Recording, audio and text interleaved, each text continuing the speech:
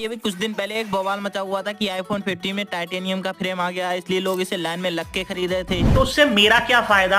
अरे फायदा है, पहले मेरी पूरी बात को सुन तो लो, क्योंकि ये टाइटेनियम का फ्रेम अब की बार सैमसंग S24 अल्ट्रा में भी आएगा और सैमसंग में टाइटेनियम का फ्रेम आएगा। इसको जानने के बाद एप्पल वाले बोल रहे हैं चीटिंग करता है तो कोई बात नहीं, चीटिंग बीटिंग तो होती रहती है। और अब की बार S20 सीरीज में आपको AI का पूरा भंडार देखने को मिलेगा। तो इस फोन के लिए आप कितना ज्यादा एक्साइटेड हो कमेंट में जरूर बताना, क्योंकि ये फोन इंडिया में 17 जनवरी को लॉन्च हो रहा है।